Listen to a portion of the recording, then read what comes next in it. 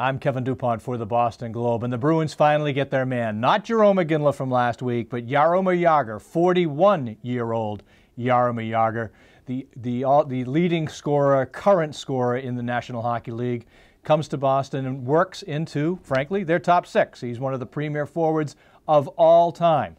The question for the Bruins now is going to be, working with some wealth here in scoring, how to work him in among their top two centers, David Krejci, who's a fellow Czech, or Patrice Bergeron. Two terrific centers for Jagr to come work with now, especially at a time when the Bruins haven't gotten production out of Milan Lucic or Nathan Horton. So here's the blend. They've got to have Jagr come in, work with those two, and hope most that he helps the power play, which they've struggled on since Marc Savard left. Question being now, of course, at age 41, how much is left in the tank for Jaromir Jagr? A tough gauge in Dallas because it was a bad team. Bad teams mean bad fits, mean bad energy. He wasn't showing a lot of late.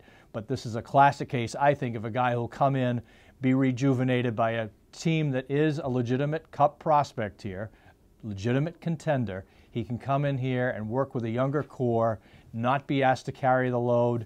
Not unlike when we saw Mark Recchi come to Boston, work well with the younger guys, and be that steadying, confident voice on the power play. So overall, this is a very positive move for the Bruins. You can't look at this guy as a guy who's going to come in and even be a point-a-game player. That said, he could be, depending again how they use him, how much Claude Julien is willing to open up the offense for a guy who's proven he can do that. So it's a strong move. At the very least, it's going to stabilize some of these guys, give them some confidence, and also, let's not forget here, give a little competitive, kick in the rear end to Lucic and Horton, who haven't done enough this year. The big boys showing up now. Let's see if they pick up their game.